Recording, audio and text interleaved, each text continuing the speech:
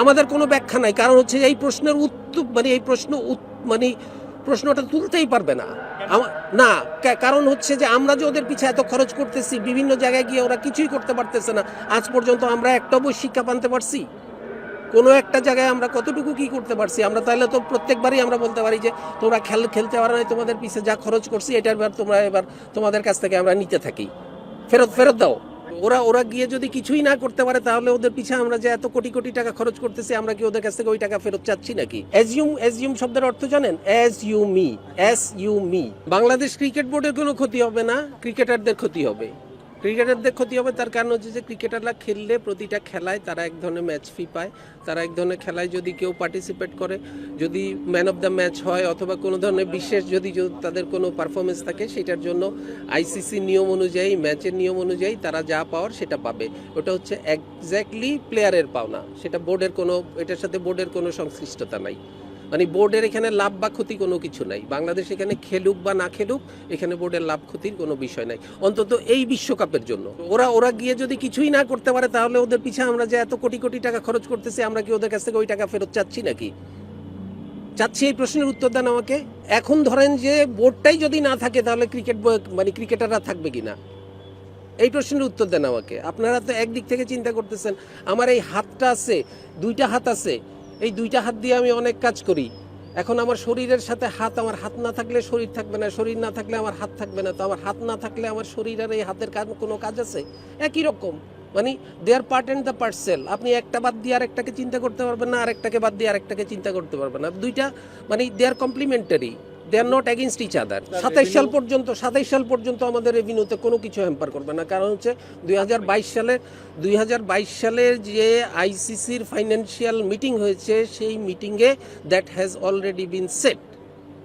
এর পরের কোনো বিশ্বকাপ বা এর পরের কোনো বাইল্যাটারাল সিরিজ বলি, ইন্টারন্যাশনাল বলি, সেগুলোর সাথে এটার সম্পর্ক থাকতে পারে। সেগুলোর জন্য কারণ হচ্ছে, ধরেন একটা প্রশ্ন করতে পারেন যে আমাদের পরবর্তী যে সমস্ত এফটিপি অনুযায়ী যে সমস্ত দলগুলি আমাদের দেশে আসার কথা, তারা আসবে কি আসবে না, এটার অনেক ইয়েস নো ভেরি গুড প্রশ্ন থাকতে পারে। কিন্তু এতে কিছু আসে যায় না। আমি না, অবশ্যই ফিনান্সিয়ালি আসে যায়। আমি ওই জায়গাতে আসে যায় না বলতে, আমি এই বিশ্বকাপের সাথে ওইটার কিছু আসে যায় না, আমি ওটা বলতে চাচ্ছি। No, we are not taking any stance, we are taking our national interest at the upper hand. No stance, this is not a stance. আপনারা এটাকে আপনারা অন্য কোনো কিছুর সাথে তুলনা করতে পারবেন না, কারণ this is not a stance, this is not এ কোনো ধরনের, আমি এমন কিছু বলতে চাচ্ছি না যে আমি একটা ন্যাশনাল হিরো হয়ে গেলাম, এই করলাম সেই করলাম। আসলে this is not like this. বিষয়টা হচ্ছে যে আমাকে আমার দেশের ইন্টারেস্টকে আমাকে সর্বাগ্রে নিতে হবে। দেশের ইন্টারেস্ট কি জিনিস? আমার দেশের নিরাপত্তা। আমার দেশের নিরাপত্তা মানে আমি যখন দেশের ভিতরে থাকি আমার নিরাপত্তা এক ধরনের, দেশের বাহিরে থাকলে আমার নিরাপত্তা অন্য ধরনের। দেশের বাহিরে আমার একটা মানুষের নিরাপত্তা বিঘ্নিত হওয়া মানে হচ্ছে আমার দেশের নিরাপত্তা, দেশের মানুষের নিরাপত্তা বিঘ্নিত। আমাদের এক মুস্তাফিজকে তারা যেইভাবে হিউমিলিয়েট করে আমাদেরকে বের করে দিল, তারপরে ওরা একের পর এক প্রোপাগান্ডা চালায়, বিভিন্নভাবে তারা প্রোপাগান্ডা চালালো যে এই না করলে এরা দেশ না, এদের কোনোভাবেই কিছু হবে না। তো তারপরে আমরা ওদের পুরা একটা মুস্তাফিজের জন্য যদি আমরা না করতে পারি, নিশ্চয়তা আমরা না পাই, আপনারা চিন্তা করতে পারেন যে আমাদের এই এত খেলোয়াড়রা সবাই যাওয়ার পরে কারো একজনের গায়ে যদি কোনো একটা পড়ে, তখন আপনারাই তো আমরা একসাথে পড়বেন যে দেশ কি করলো, ক্রিকেট বোর্ড কি করলো, এত নিরাপত্তা চিন্তা ভাবনা না করে ওদেরকে কেন পাঠায় দিল। তখন আপনারাই বলবেন। আজকে যেই আপনারা ওদের পক্ষে কথা বলতেছেন, তখন এরপরে আপনারা ওদের অন্য পক্ষ নিয়ে তখন বিসিবিকে আবার আপনারা আঘাত করবেন, কারণ কেন পাঠালো। ফাইন্যান্সিয়াল বিষয়গুলো নিয়ে অনেক ধোঁয়াশা তৈরি করতেছেন। একটা বিষয় হচ্ছে এখানে দুইটা পার্ট। আমি এমনও শুনেছি আপনাদের ভিতরেই বিভিন্নভাবে কথাবার্তা হচ্ছে যে আইসিসি থেকে আমরা $27 মিলিয়ন পাই। আইসিসি থেকে আমরা $27 মিলিয়ন পাই না, আইসিসি থেকে আমরা $20.4 মিলিয়ন পাই প্রতি বছর। ঠিক আছে, তারপরে হচ্ছে একটা $4 মিলিয়ন একটা ওদের কাছে থাকে, একটা রিজার্ভ মানি থাকে, যেই রিজার্ভ মানিটা ওরা 3-4 বছর পরে কারো যদি কোনো ধরনের অ্যাডজাস্টমেন্ট থাকে, বিভিন্ন রকম এরিয়া থাকে, ওটা পরে একসাথে ওরা রিইম্বার্স করে। এবং আমরা আমাদের যতক্ষণ পর্যন্ত আমরা ওটা না পাচ্ছি, এটা শুধু আমাদের জন্য না, প্রতিটা কান্ট্রির জন্য এই অ্যামাউন্টটা সেম। এই 4 মিলিয়ন, কেউ যদি $30 মিলিয়ন পেয়ে থাকে তাহলে তার সাথে আপনি $4 মিলিয়ন যোগ করবেন।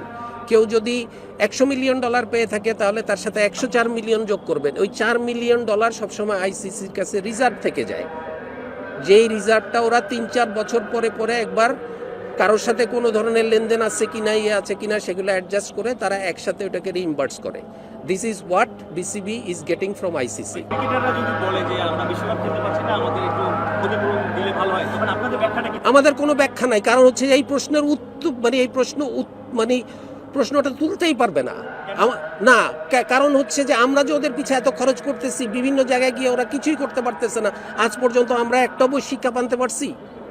কোনো একটা জায়গায় আমরা কতটুকু কি করতে পারছি? আমরা তাহলে তো প্রত্যেকবারই আমরা বলতে পারি যে তোমরা খেলতে পারো না, তোমাদের পিছিয়ে যা খরচ করছি এটার এবার তোমাদের কাছ থেকে আমরা নিতে থাকি, ফেরত দাও না। আপনারা বলতেছেন কেন?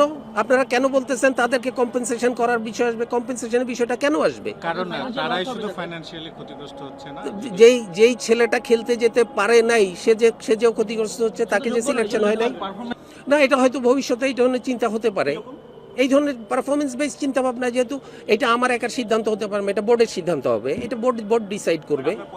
আমার পয়েন্ট অফ ভিউ হতেই পারে, এটা পারফরমেন্স বেস হতেই পারে, হওয়া উচিত। হয়তো পারফরমেন্স করার ধারণাটা ডেফিনেটলি বাড়বে। তার কারণ হচ্ছে যে আপনার সবসময় আপনার কাছে ক্যারট থাকবে, আপনার পিছিয়ে ইয়ার্ড থাকবে না, তাহলে তো আপনি করতে পারবেন না।